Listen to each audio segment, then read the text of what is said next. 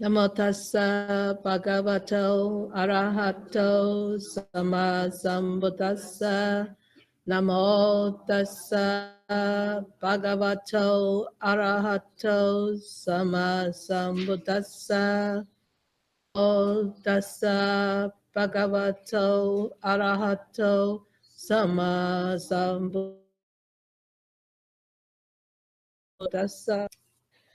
So, some of you have missed the Wednesday, wonderful big thing, where transformation of Linda to become Dharma. So I want to show some of the pictures because some of you missed Donnie, at least Donnie missed it. Well, Jody, you missed it. And two of you missed it. Who else? Oh, Sydney missed it. Oh yeah, you do too, right? I think we should show these pictures, right? Okay. I'm sorry, I don't know how to figure out to put on a full screen from Facebook. So you just have to bear with this. Can you see? You want the lights off? Yeah, lights out, please. There's quite a bit of glaring, right? That's Linda, right? So this is her. Dharma. You recognize her? You do? Oh, Samuel, you know Sam's son yesterday? She walked by and she said, hi, Samuel. And Samuel said, hi. And I said, Samuel, did you see Linda? No. I said, you didn't recognize her. I said, she becomes a nun. Really? He was like this. Really? And so you came out and he just looked at you like. So, yeah. So because he wasn't here, right? So it's just some of the pictures from. So there's requesting to be teachers, right? This you guys, you folks did not see either. It happens inside, remember? So it's requesting us to be her teachers. Okay. You like those 5 buns?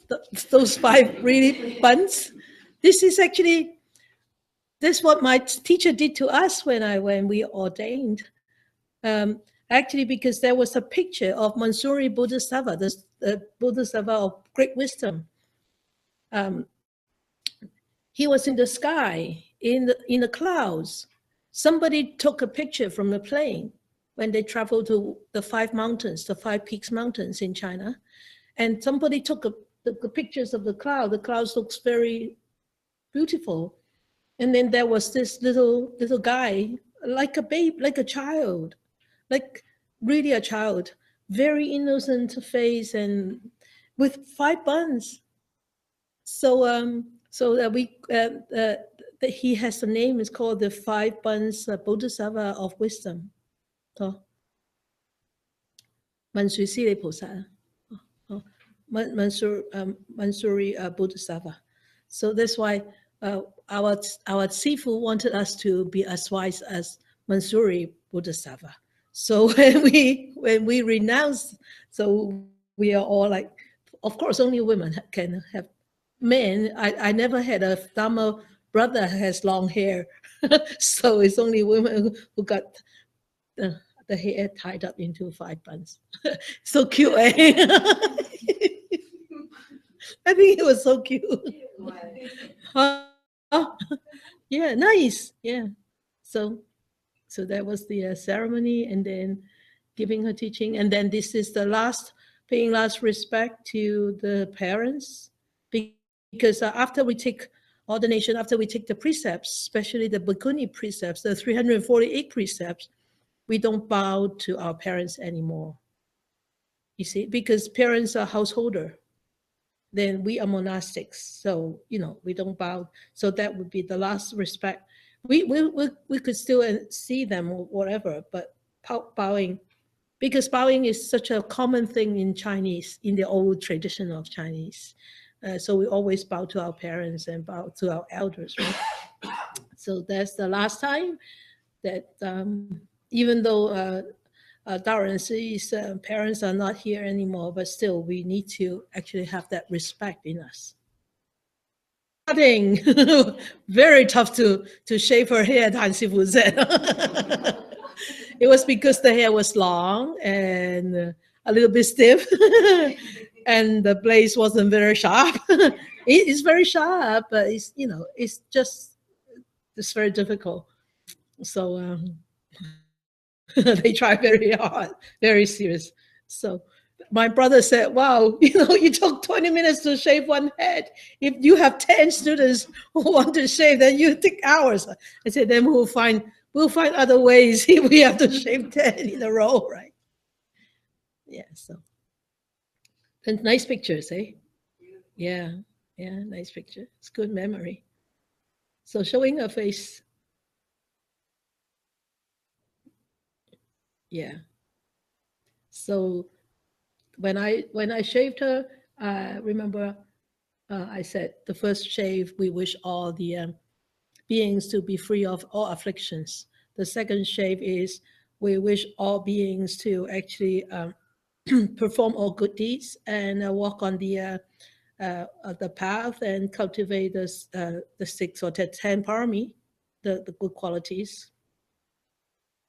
And the shave is we wish all beings to be free, truly free and happy. Though it took more than 3 shaves to finish her head off. So, too serious, very serious. This is a very serious business. Okay, it's showing, you see, so clean, hey? How do you feel? 2 pounds lighter, right? Yeah. Beautiful face. Yeah, yeah. So happy. This is my brother here. So. Different face, huh? Very totally different. Okay. I was very emotional. And that is her little name given to her. And those are you folks, refuges, and you folks, yeah, refuges and precepts. You still remember your Dharma name? Yeah, sort of, right? You remember your Dharma name? Dao Yi, huh? Right, good, very good, yeah. So that's Jaren. This is a nice picture of all the monastics, and this is a nice picture of all you folks. Yeah, good. Hey, there you go. Another nice picture. You can download that picture, or we can send you the picture. Yeah, ever can you send the picture? Yeah, but some of them don't have Facebook. Like Carrie, I definitely, or Bonnie, they definitely don't have Facebook. Please send it to them. Yeah. And this is Naya Dai Dao. This is Eva's daughter, second daughter. Her Dharma name is the second generation. She's the first generation, and she's the second generation because in the same family. Dai Dao, the big path. All right. Hey, this is pretty, eh? If you have time, you go home and flip this over. I cannot flip this over. You see on the chest, on the left chest, if you look at it this way, you see a little Buddha. Can you see? Here. And with the light on the side. Can you see like this? No, the other way, Laurie. This way.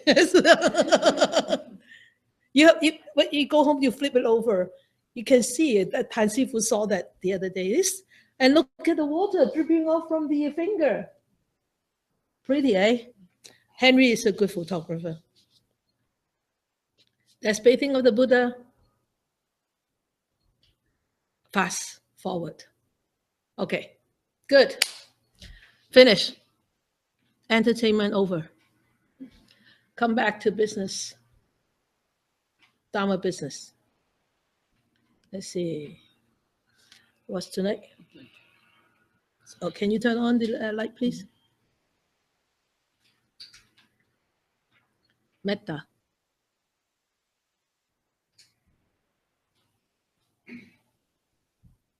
So I was thinking of what to do within because I'm healthier, I'm better, so I'm ready to travel again.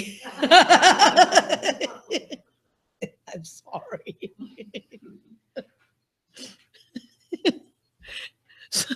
So I thought, oh, these 2 weeks, what we're going to do? I thought, hey, it's nice to do a metta because we talk about metta all the time, right? So if we can finish metta this week, then Mark has a request to do some etiquette again. So we could we did etiquette about 2 years ago, I think. We could actually refresh that. Yeah. So next week, if we could finish the metta today. Everybody has the metta? So if you could go home and every day you can recite the Metta Sutta. Recite the Metta Sutta as a reminder, okay, for you how to practice metta. So we did that Namo Tassa Bhagavato. So this actually comes from metta is one of the 4 sublime states that the Buddha actually taught. And it is in the Nikaya, number 13. And he is called 4 sublime states. That is loving kindness, compassion, empathetic joy, and then equanimity. Okay, so I won't touch on the other 3, but I'm not this time. I will touch on metta because we constantly have to, especially at the end of meditation or when you go out and you see some people are suffering or animals are suffering, whatever, then you develop this, you generate this thought of metta, loving kindness. So this is in the sutta, it says, here amongst a disciple dwells, pervading one direction with his heart filled with loving kindness, and similarly with his heart filled with compassion, and with his heart filled with empathetic joy, or with his heart filled with equanimity. Okay. Likewise, the 2nd, the 3rd, and the 4th direction. That means it encompass all directions. Remember how many directions that the Buddhists talked about? 10. Good. Very good. Which 10? Very clever, Bonnie. Which 10?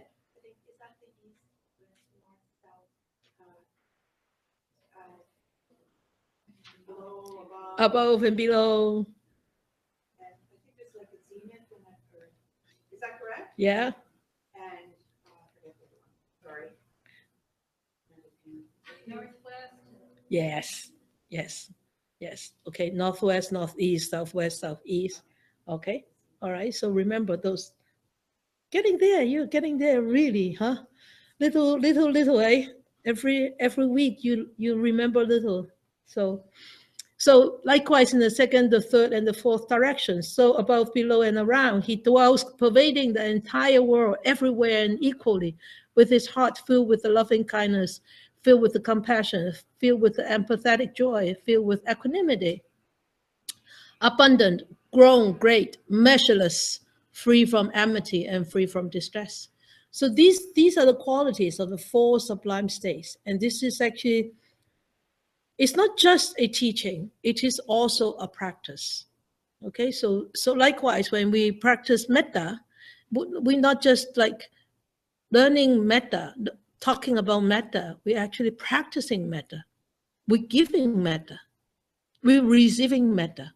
Okay, so the 4 sublime states is called Brahma Vihara. Brahma, is celestial beings, the highest of all celestial beings. So it's also called the 4 divine abodes. In Pali, it's called Appamana. So Appamana meaning immeasurables, boundless, okay? And the 4 immeasurables are as I said just now, metta, loving kindness. Metta is the Pali term, okay, ancient Indian language, ancient Indian spoken language, not written. The ancient Indian written language is Sanskrit. It's just like Shakespeare English. So Pali is just like what we talk, daily oral language, okay? So, and then the second one is compassion, karuna, okay? And then the third, karuna, that means you identify the suffering of others as your own and develop. It has to develop from metta. So metta is the first step that one has to develop. And then after metta, then you start to develop karuna. Okay, you start to identify people's sufferings as if it is your own. And then, wow, I don't want to suffer. And how can I help to relieve those sufferings? Yeah. And then the third is empathetic joy. Look, it's not sympathetic joy, but it's empathetic joy. Sympathetic joy, that means, people is maybe situations for people is worse than yours, then you will have that sympathy. But empathetic, that means I have the similar situation. We are in the same boat. So it's different. It's kind of different, all right? So this empathetic joy, that means we have feeling of this joy because others are happy. And even if we don't contribute to their happiness, but we rejoice in their happiness. All right? So this is empathetic joy. And then the last one is equanimity. Equanimity is called upekkha. That means a balance of mind and serenity and calmness and treating everybody equally and treating every situation with equally. Remember during meditation, I always say, be equanimous to whatever experience that you experience, whether you like it, whether you don't like it, whether it's pleasant, whether it's unpleasant. You don't have to have rejection, anger, hatred towards the unpleasant one, or you don't have to have craving or greed for the pleasant ones. Okay, so that's equanimity. Called the four sublime states, meaning these are excellent and lofty and really, really wonderful qualities that we need to cultivate. And also these actually are the most correct and the most ideal way of how we should actually relate with others. Okay, and how the relationship that we have with others. And also it provide a way for us to how to socialize with others, and also how we can remove tensions in ourselves, and how can we make peace with others, and also how can we dissolve personal conflict, personal grudges, and how can we remove those grudges from us and to allow ourselves to heal, to allow others to heal. So these are wonderful qualities, not just like, oh, I'm giving you loving kindness. No, it's actually when you're able to give loving kindness, that means you are able to love yourself. You don't have any grudge in yourself before you. Otherwise, how can you give loving kindness if you constantly holding a lot of grudges? How can you have loving kindness to give? You only have grudges to give, right? So these are wonderful qualities, and they actually help us to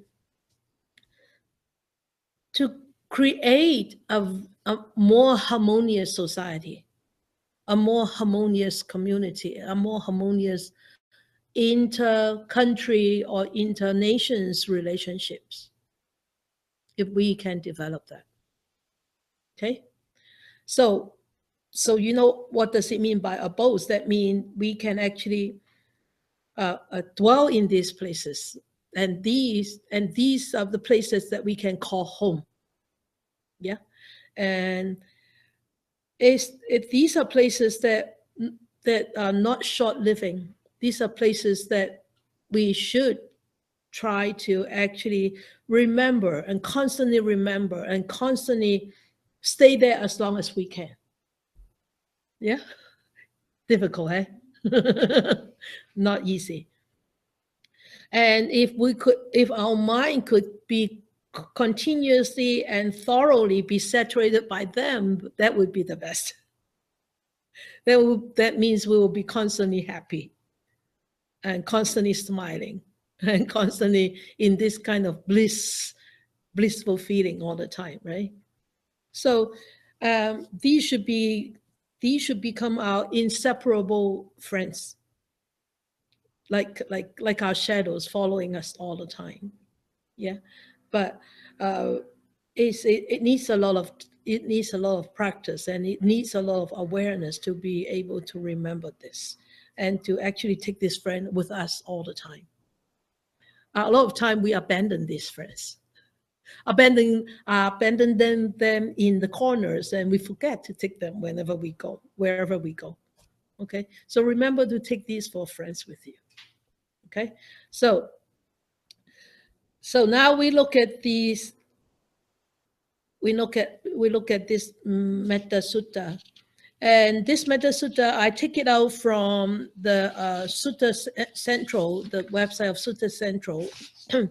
There are a lot of translations, of course, but I quite like this translation. It's clean and tidy, and it's actually very easy to understand. But though it's so easy to understand, yet there is a lot of meaning in each of it. I'm sorry I forgot to number these verses. If you could number these verses when I go through it, it's easier for you.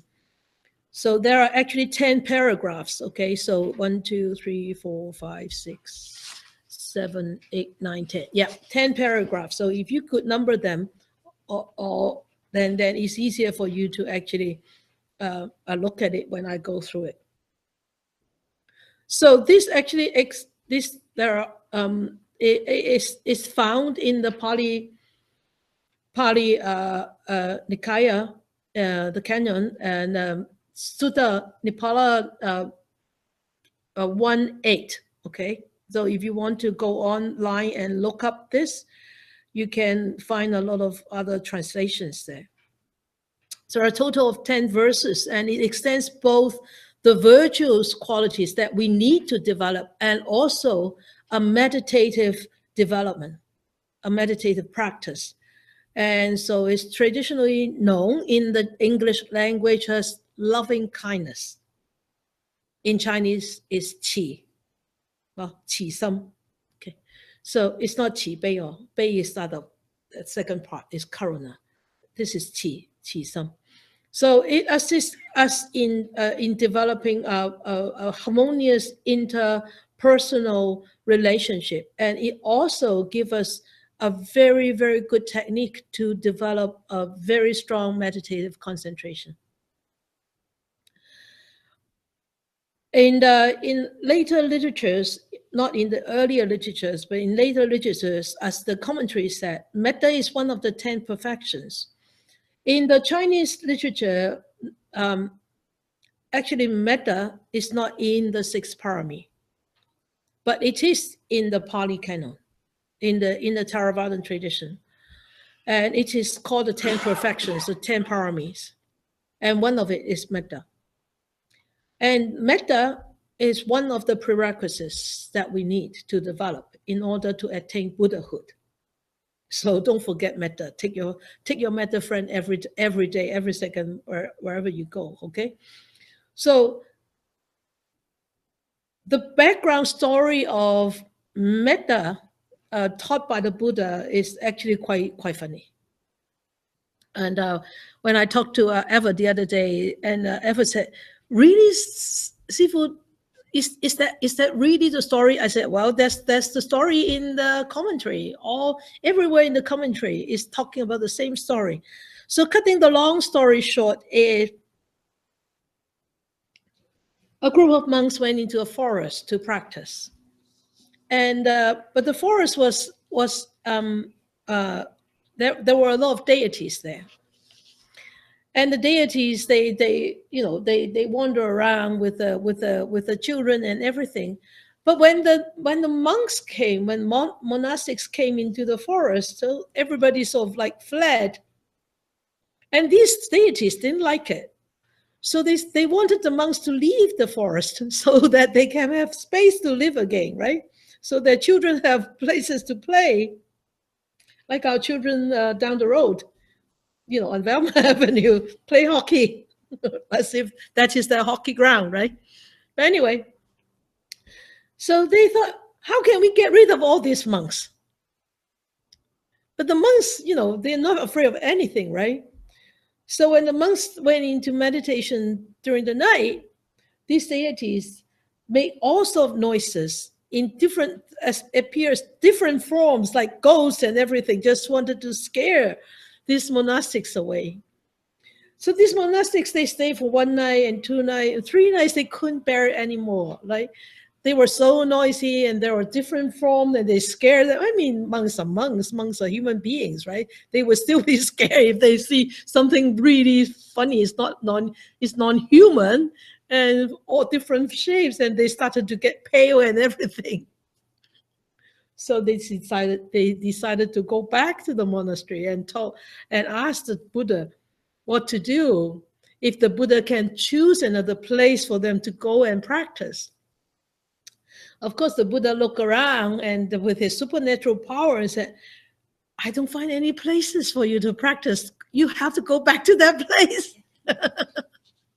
And the monastic says, the monk said, wow, really? We need to go back. Imagine, you know, putting you in a ghost haunting place.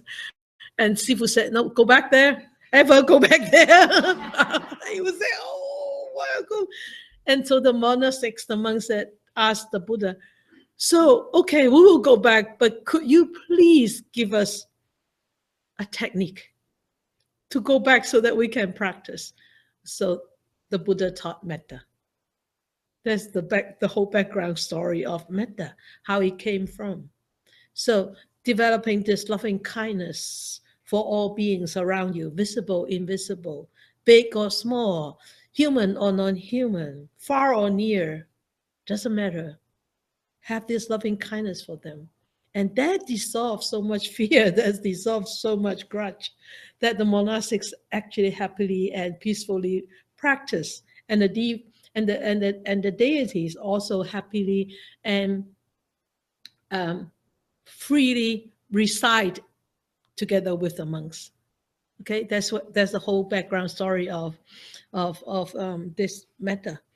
So when you look at this verse 1, 2, and up to 3.5, like half verse of the third paragraph, you can actually identify 15 moral qualities and conditions that are conducive to the development of metta.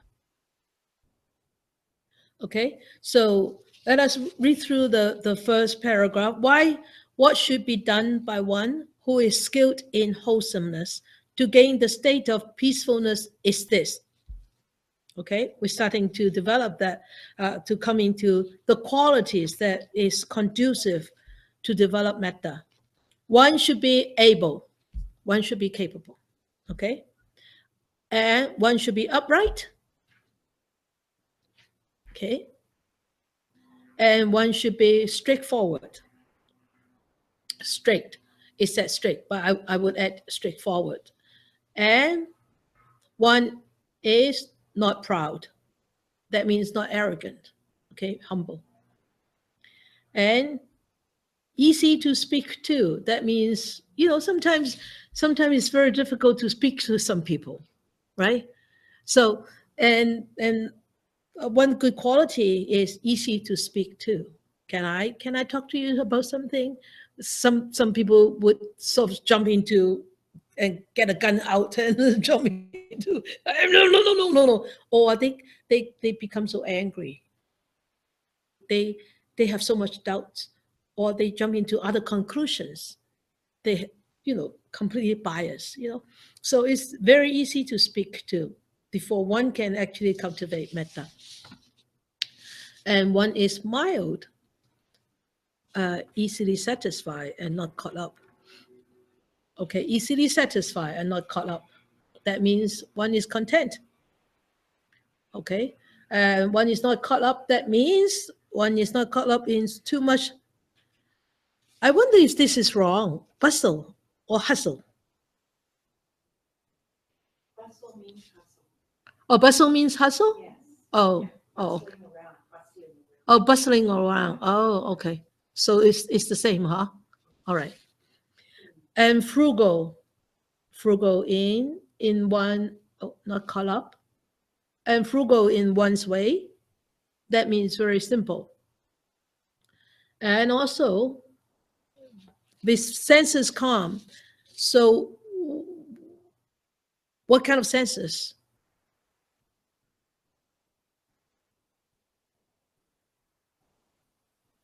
All six of them, of course. You don't have to think. I'm not trying to trap you. Huh? Yeah, all the six senses are calm. That means you don't look at people with really like this eyes or that mouth or harsh speech or whatever. So all six senses are calm and intelligent. Isn't that nice? Yeah, but intelligent is quite different from wisdom, from wise, right? What's the difference between a person who is intelligent and a person who is wise? Intelligent is experience. No, wisdom is experience. Wisdom is experience. Okay, good.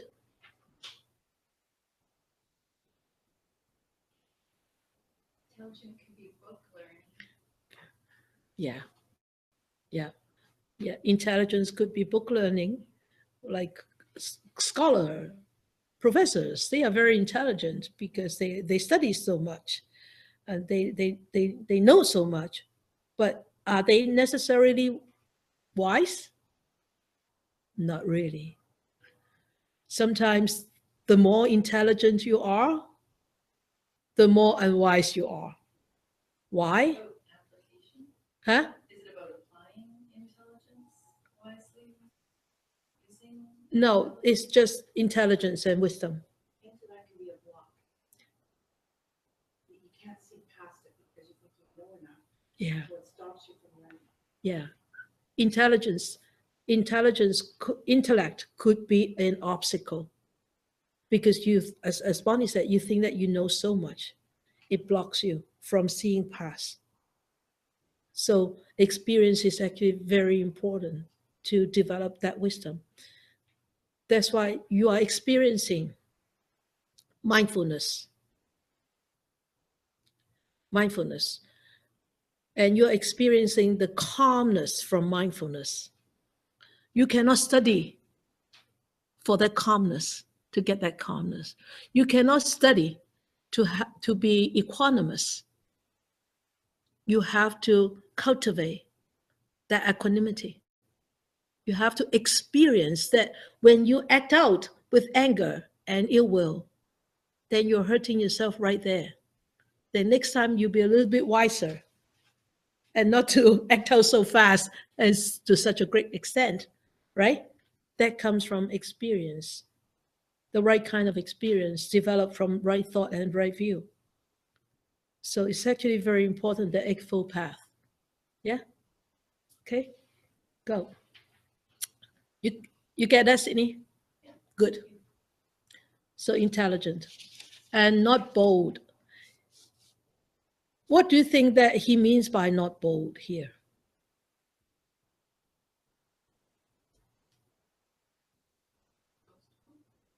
Boastful? Yeah, yeah, yeah. Okay.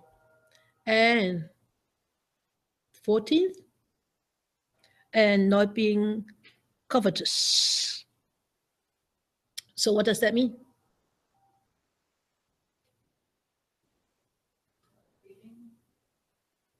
Yeah, not craving, simplicity. Wanting other people. Yeah, yeah, yeah. Envy. Envy, yeah, yeah, envy others. Okay. And also will not do things that the wise one will later reprove. right?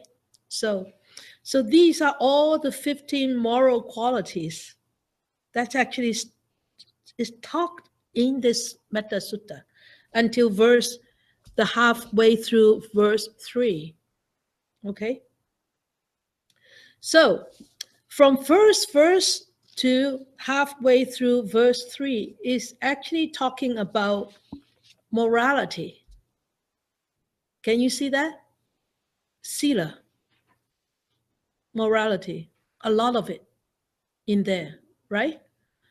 Upright, easy to talk to, easy to speak to is already a moral quality, isn't it? A verbal quality. Yeah? And content is a mental quality.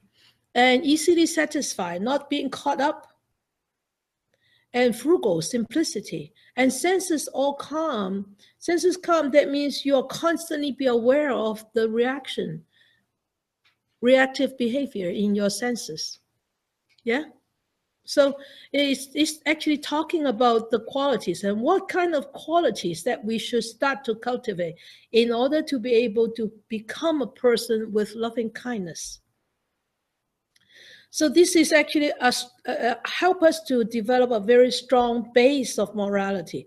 When the morality is developed, the mind can start to become established because that's the foundation. Remember the three very important practices the Buddha taught.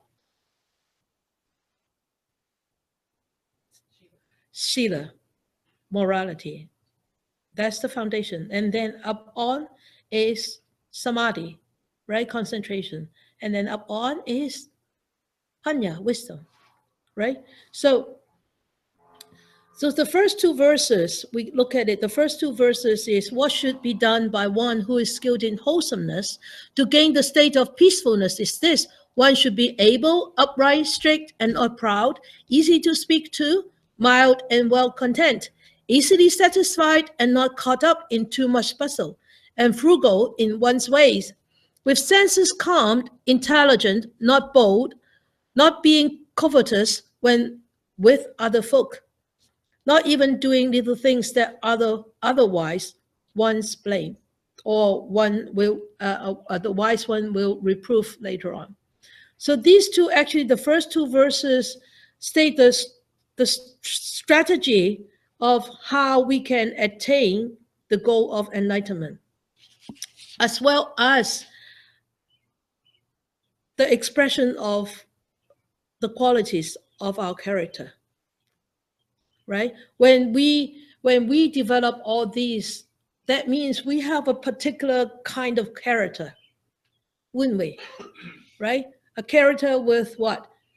With very mild behavior, content, easily satisfied, straightforward, not proud. And all these are traits of our character. And so the next one is, the next verse is, may beings all live happily and safe, and may their hearts rejoice within themselves. And this actually shows us how we should hold our space in relationship to the others, to the world. And also, easily satisfied also tell us, show that how actually we should hold our space too, in relationship with others and with the world. Okay? Not proud, not conceited, easy to speak to, not caught up, etc. So this is our standpoint in relationship with others. Okay? All right. And then the second half of the third, may beings all live happily and safe, and may their hearts rejoice within themselves. So this actually, the whole thing changes now. Before, it is a personal development. Now it changes to become a meditative practice, starting from the second half of verse 3. Okay, it becomes a meditative practice. And these may beings, this is called in English grammar is called imperative verbs, right? You still remember that? Not that anymore, right? It's called imperative verb. May we wish, or may all beings, okay? So may they be, and may their hearts rejoice within themselves. And these are called, no, let's see, may, wherever they may be, whether they blah, blah, blah, blah, blah, belong, blah, blah, blah, blah, blah. Those are the direct speech. Let no one, may their hearts rejoice within themselves. That means it's guide the intention into that particular present moment to the generation of loving kindness and goodwill. So this language is actually very, very direct and affirmative, to a point where we can actually cultivate this state of wishes in our mind continuously. Okay. Since we know, where does the intention come from? Come from where? Come from the eyes? Come from the nose? Come from the mind? Yeah, it comes from the mind. So this is actually the most important, is we are actually cultivating the mental quality by developing this kind of quality. Okay, the mind needs to be in that mindset before we can actually cultivate loving kindness. That means the intention has to be right. Okay, we need to have that kind of intention and wishing others to be happy. Otherwise, there's no way that we can cultivate metta. And rather than constantly thinking about something or remembering something or planning to do something, one actually try to engage their mind into this mindset from moment to moment, rather than just thinking about it. It's actually becoming a practice. So this practice, it is not just a simple practice. It's actually quite a difficult. I don't know whether you find it difficult. When I first learned it many years ago, I find it very difficult. I cannot practice metta because I don't know how to practice metta.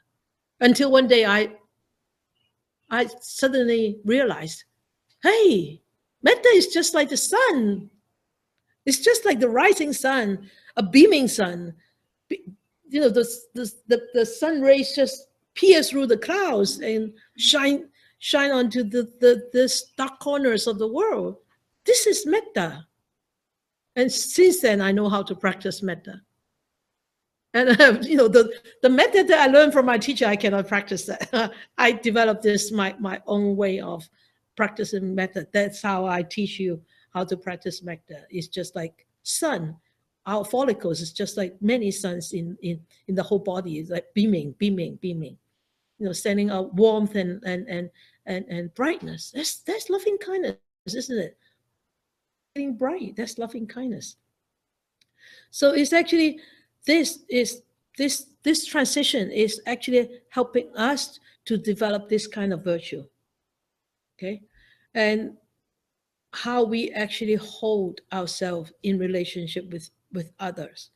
As I said, whether they are human or non-human, visible, invisible. Okay, so these are guidelines for, and so he says, whatever there may be with breath of life, whether they be frail or very strong without perception, be they long or short, or middle-sized, or be big or small. That means like far or near, big or small, right? Or dense or visible, invisible. Visible, invisible. Can we don't ever think that we are so super that we can see through everything. A lot of us have this illusion and delusion. We are super beings. We don't can't even able to see through the dewworms or the worms beneath the dirt, where the robins can. The robins can. The robins can hear. Maybe they can hear, they can see, I don't know. Or they can sense, but they know. Then they peck, and then they drag a worm out. Wow, there's a worm there? You don't even see it. So, you know, I don't know whether you believe in invisible beings. Do you?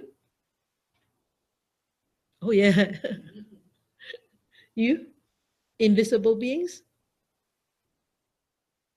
Not necessarily ghost. Okay. Not necessarily ghost. Invisible just to our own eyes. The worms are invisible to us. The bacteria or the bugs in the dirt are invisible to us, but they are visible to the microscope. Right? So don't jump into a conclusion that invisible beings are necessarily ghost.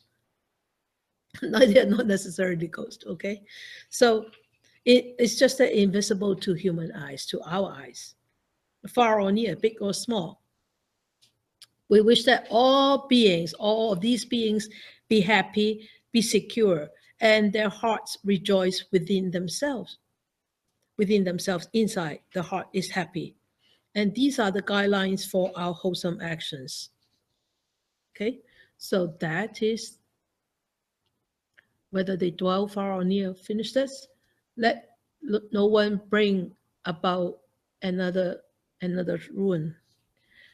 That is 1, 2, 3, 4, 5, 6. Verse 6. Let no one bring about another ruin, and not despise in any way or place. Let them not wish each other any ill from provocation or from amity. That means may all beings be free of amity. May all beings be free of all these difficulty and be happy. Okay, so number 7, verse 7 to 9. So the top 3 passages on page 2.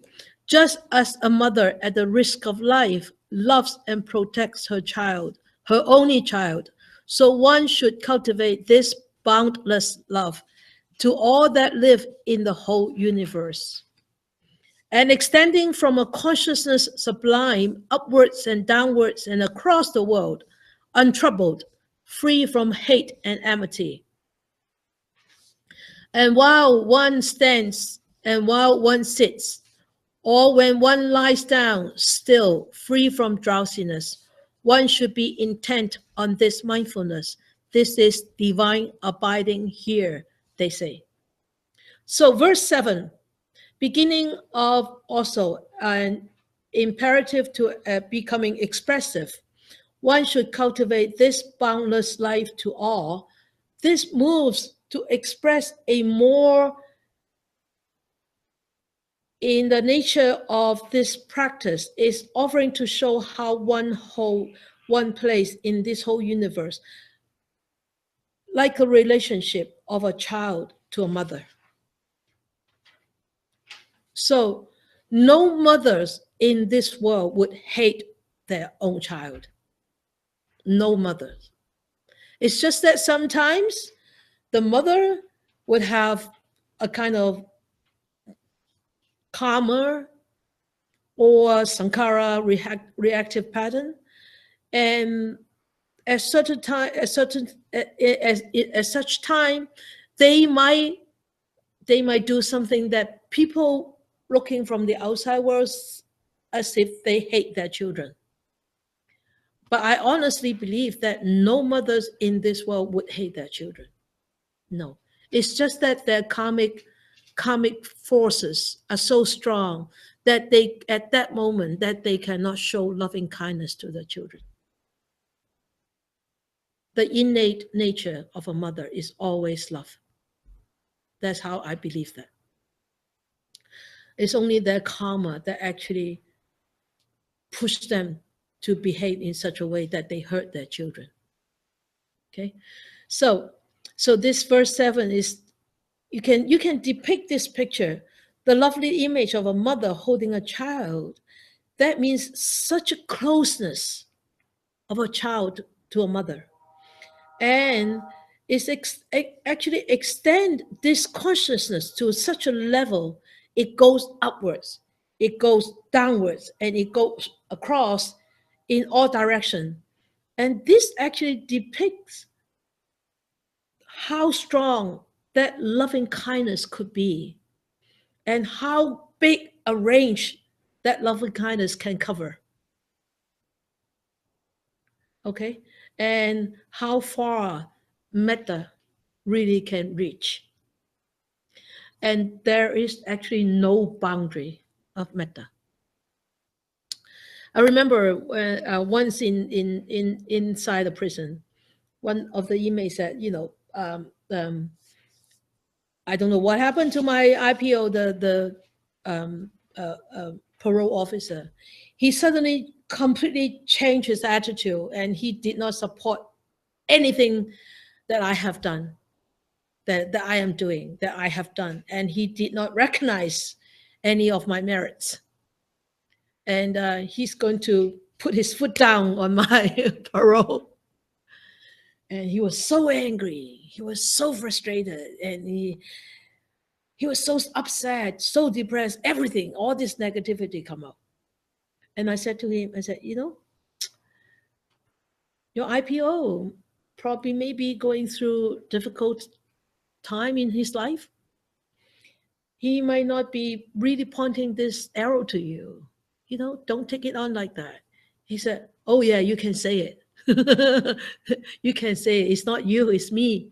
I said, yes, but I said, it's not going to help you if you constantly hold that grudge in you.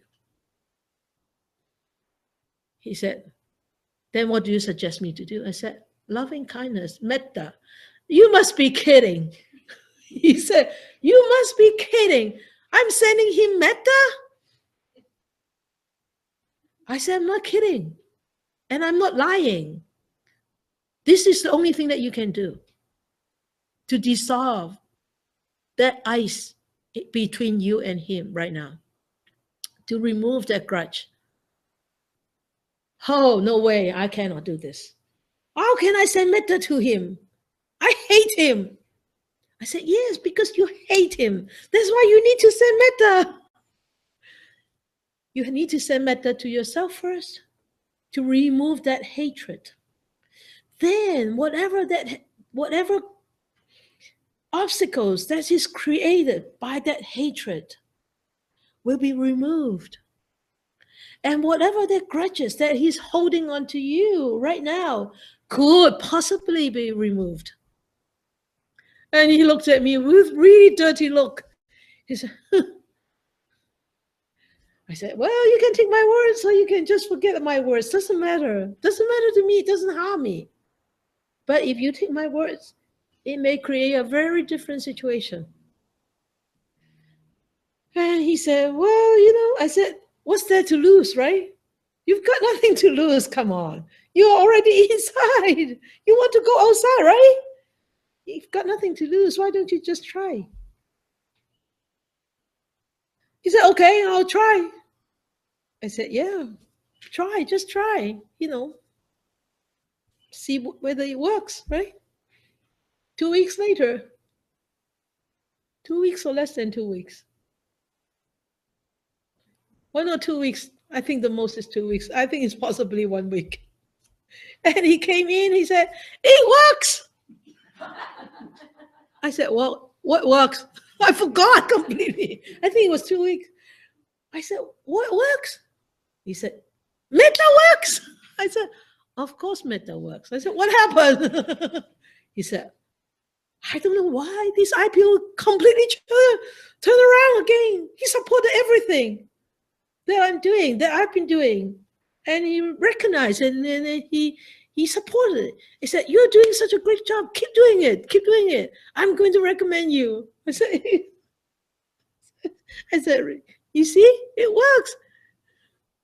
I said, you see, it works because you believe in this and you do it yourself. Nobody can do it for you. Metta really works, I tell you. It removed the grudge between me and my brother. My brother wasn't happy that I became a nun. And he didn't talk to me for 10 years. Not really, not don't talk to me. He didn't like to talk to me, okay? Let's put it that way. And when he talked to me, he did not look at me. So you know that he did not like to talk to me, right? And after that, after 10 years, he was sick, right? And so my sister-in-law told me that he was really mad with me because I renounced. He thought he lost a sister. He thought I wasted so much of my education, and I could have done so much more for humanity rather than becoming a nun. I'm not doing anything. So when eventually I knew, when I walked into his hospital room, he said, "What are you doing here?" I said, "I come to visit you," because he was sick. "I come to visit you. I'm not dead yet." I said, "I know you're not dead yet." That's why I come to visit you, right? And he said, "I don't want you here. I don't need you here." So blunt, so rude. And I at that time I call myself a meditator, right? A meditator is supposed to be calm and balanced, right? Equanimous. So I said to myself, be calm, be equanimous, don't react. So I walked towards him, and I put my hand on his shoulder. I said, "No, big brother, when your friends come to see you, you say thank you. And now I come with your old father, and I don't necessarily need to come and visit you. I don't need to." I said, "If you don't want me here, I can go." He said, "I don't want you here." And he started panting, hyperventilating. I said, "Well," he said, "I need oxygen." I said, "Yeah, sure, you need oxygen. Go back to your hospital bed and put on the oxygen mask." And then I left. I was angry. My dad was angry too. A month later, I went for another meditation course, and on day 8, I thought of him. And I thought of him. I said, "No, I'm not going to hold this grudge. I'm not going to hold this. He is dying, and before he die, I need to remove this. I need to remove. I need to dissolve this grudge. I need to remove his anger." So I started to send him metta, metta, and metta, and metta from far away. We are like 3 hours away, right? And then after meditation, I came home, and Yang Sifu told me, "Your brother is in hospital. He wanted to see you." So, wow, he wanted to see me. The sky has opened up. He wanted to see me. I went to see him.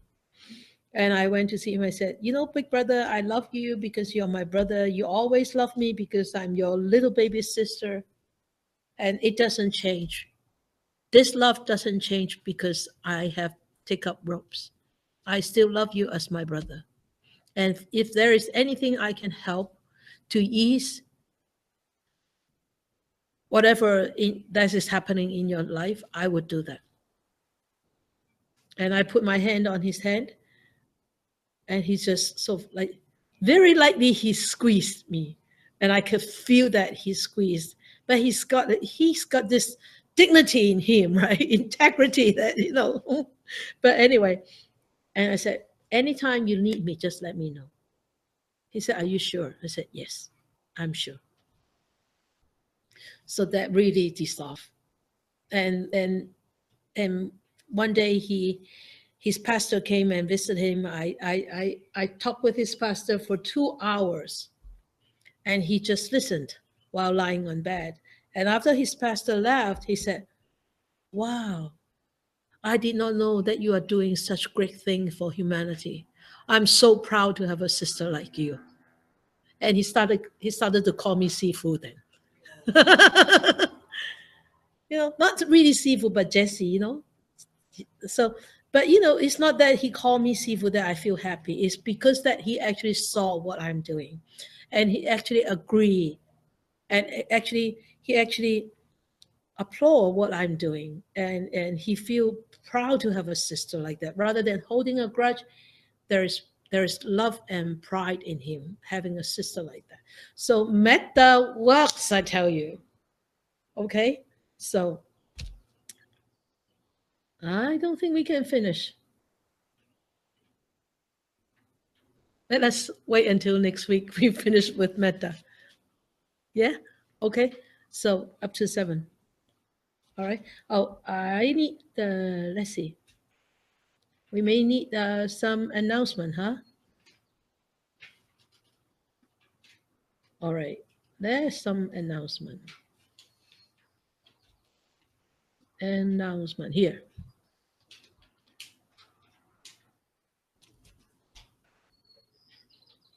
There you go. So the Canada Buddhist Festival coming up on May 28th, 9:30 to 6 o'clock. Anybody who would want to volunteer, please email polam at polam.ca. We have a meditation tent like last year and also an exhibition tent. And then there will be one day mindfulness meditation, June 18th. It's full. It is full. People are on wait list. Okay. But if any one of you here tonight haven't applied yet, if you want to apply, apply soon. You will have a first priority to get in. That's the advantage of coming to Tuesday night. Donnie, you want to do it one day, hey? Yeah. You should do one day.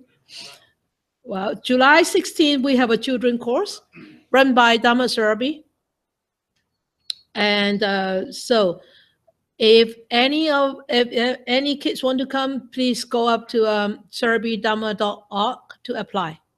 It's going to be held in Po Lam. We're going to provide a venue for them. And then there will be this auspicious chanting ceremony in Vancouver, and on the 1st of August until the 7th of August. And there will be offerings of light and food. If you want to offer and support the chanting ceremony, there are registration forms over there. And there will be a gratitude prostration and then the repentance prostration in the beginning and at the end of the ceremony. If you want to write out whatever that you want to be grateful for or whatever that you want to repent for, send it in to whatever ceremony at polam.ca. Okay? All right. Let us dedicate our merits.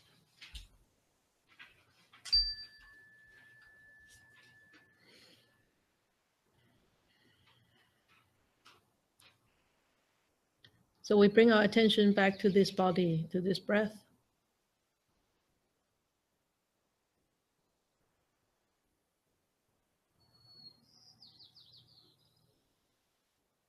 We're experiencing these constant changes within this physical body, within this mind.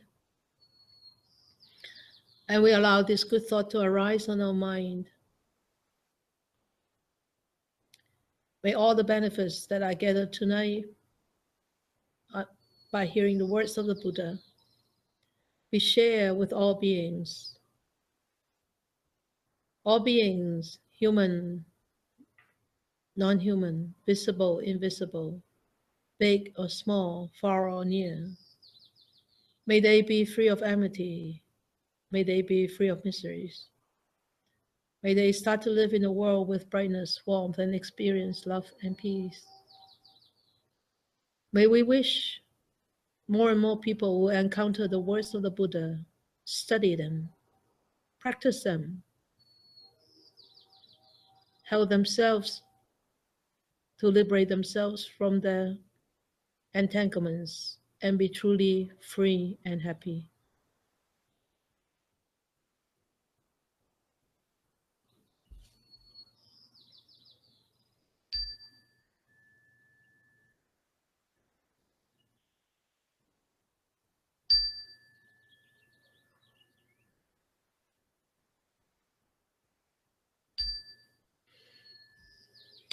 Okay.